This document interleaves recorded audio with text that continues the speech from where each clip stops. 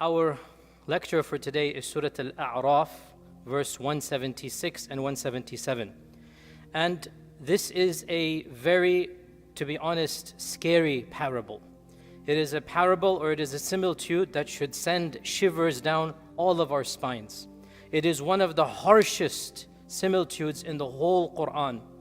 And our scholars, when they mention this, you can sense the fear and the dread when they're making a sharh of this similitude. And Allah subhanahu wa ta'ala says, وَاتْلُ عَلَيْهِمْ نَبَأَ الَّذِي آتَيْنَاهُ آيَاتِنَا.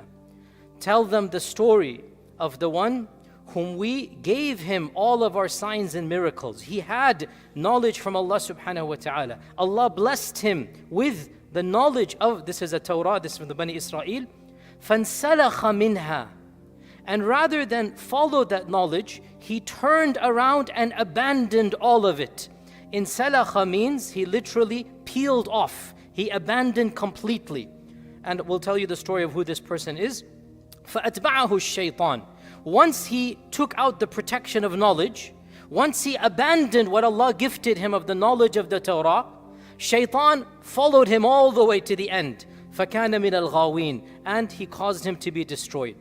وَلَوْ شِئْنَا لَرَفَعْنَاهُ بِهَا. If we had willed, we could have raised this man's ranks high up. Why? Because knowledge raises people's ranks. This is in the Qur'an. يَرْفَعِ اللَّهُ الَّذِينَ آمَنُوا مِنْكُمْ وَالَّذِينَ أُوتُوا الْعِلْمَ دَرَجَاتٍ. Allah raises the ranks of those who have iman and those who have ilm amongst you. يَرْفَعِ اللَّهُ. If Allah had wanted, I would have raised this man high up. What did the man do? وَلَوْ شِئْنَا لَرَفَعْنَاهُ بِهَا وَلَكِنَّهُ أَخْلَدَ إِلَى الْأَرْضِ. Rather than being raised high, he wanted to live permanently on this earth. Rather than doing something noble, he wanted to come down to this earth. أَخْلَدَ إِلَى الْأَرْضِ. How? What did he do? وَاتَّبَعَ هَوَى. He followed all of his lusts and desires. وَاتَّبَعَ هَوَى. Then comes the similitude, one of the most harshest similitudes in the whole Qur'an. فَمَثَلُهُ كَمَثَلِ الْكَلْبِ وَالْعِيَاذُ بِاللَّهِ. His example is that of the dog. فَمَثَلُهُ كَمَثَلِ الْكَلْبِ. His example is that of the dog. This is the wild dog, the rabid dog. That إِن تَحْمِلْ عَلَيْهِ يَلْهَثْ وَإِن تَتْرُكْهُ يَلْهَثْ. If you try to shoo the dog away, tell him to leave or whatnot, he doesn't understand. He's panting all the time with his tongue out. And if you let him be, he's still doing the same thing. He's still panting, ignoring you. Whether you try to advise, it's all the same. The dog, the untrained dog, the wild dog, the rabid dog, he doesn't understand your commandments, so he's going to react in the same way. Then Allah says, this is the example of those who abandoned our signs. Now, what is this story, and what are some of the benefits we can derive?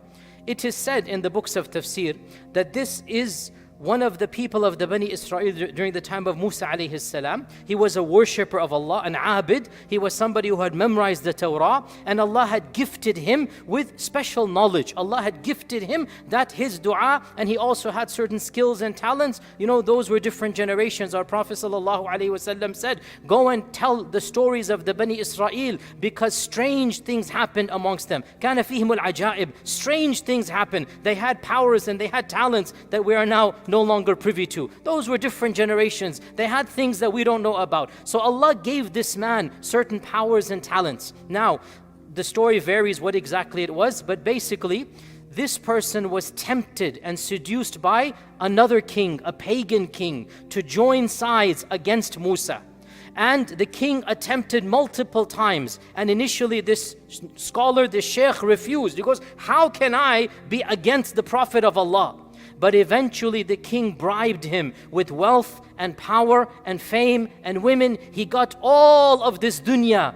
And so he used the talents and the knowledge that Allah gave him. He used it for the dark side, for the other side. And he caused damage to the Bani Israel until finally Musa overcame him. So this was a scholar who used his scholarship and his talents for the batil, for the wrong side. And Allah subhanahu wa ta'ala said, tell the story of this man. Tell the story of this man. We gave him all of this. And if we wanted to, his ranks would have been raised high. But he refused because he wanted this dunya. He turned away from the signs of Allah. He turned his back to the religion of Allah subhanahu wa ta'ala. And what did he do? He dropped down to this earth wanting to live forever. It's a very powerful passage here, right? That أَخْلَدَ إِلَى الْأَرْضِ وَاتَّبَعَ هَوَاهُ. He literally is down on this earth like a dog is. And he wants to live forever by following his desires. Then Allah says, this is like the example of the dog. A'udhu billah. You know, Allah created the animal kingdom.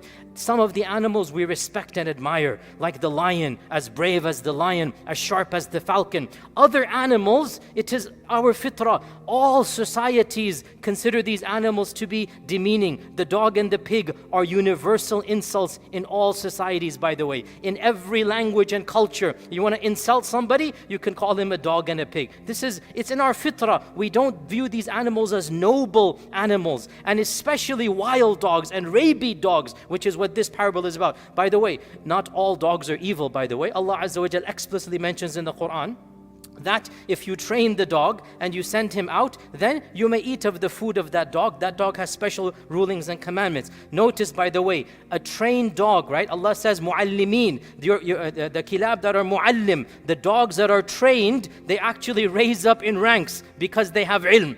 The ilm even raises the dog, literally, no exaggeration. Whereas the wild dog, Allah uses in another example. The point being, how can we benefit from this? It is a dire warning to all of us who have knowledge, and especially the ulama and the du'at. We ask Allah's afiyah and protection to not use our knowledge to service evil. And we seek Allah's refuge, but this needs to be said, wallahi. Because one of the biggest fitnas of our religion, as Umar ibn al-Khattab said, that, and in fact there are a hadith about this as well, that the thing that I fear the most for you are imams that are misguiding people. And Umar ibn al-Khattab radiallahu anhu said, one of the ways that Islam will be destroyed is when the scholars become misguided.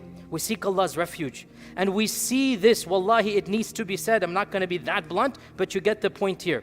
There are ulama, we seek Allah's refuge. They had ilm, and they had the shahadat and the degrees, and they had all that was required. But then when they got to a level of power and position, they were seduced by powers that are. They were seduced by salatin and by governments. And they were able to co-opt these scholars by power, by money, by giving them titles of sheikh and mufti and grand mufti. And we see this ra'y al-ayn with our own eyes, justifying every batil, justifying every evil. If there are protesters in the masjid, go ahead, kill them. These are khawarij. Sometimes even the rulers might not even be Muslim. They might be Nusayris and Duruz. And you have ulama saying, oh, this is Khalid ibn al-Walid as our leader. Wal-iyadu billah. These are ulama as-su. These are ulama as-salatin, we call them. Scholars who have sold themselves to the highest bidder. And they're justifying all types of batil. And everybody knows this. But subhanallah, this is the fitna that we live in. And that is why our Prophet ﷺ warned ulama from associating with dictators and the salatin. He warned the scholars. He said, Iyyakum, I caution you from going to the doors of the rulers. Do not entertain friendship with those that are in power, because scholarship must be independent of rulers. It is the scholars who keep the rulers in check and not the other way around. So we seek Allah's refuge, but we see this reality in our eyes. It wasn't just this person in Bani Israel, Bal'am ibn Ba'ura, so a strange name, Bal'am ibn Ba'ura. It was a strange name back then. His name was Bal'am ibn Ba'ura. He flipped sides from the side of Musa to the side of the tyrannical king, and he sold his knowledge to the highest bidder. Wal-iyadu billah. We have plenty of Bal'ams in our times here. We seek Allah's refuge. But so even if, by the way, so of course the parable is primarily to those who have literally sold their religion and flipped 180 degrees. But still, every one of us that has knowledge, and all of us inshallah have some knowledge, we should be terrified that this parable even partially applies to us. When we turn away from that knowledge and we don't act upon that knowledge and we go to this world and we follow our desires, we seek Allah's refuge, but a portion or a fraction of this might apply to us. So this is a very, very dire warning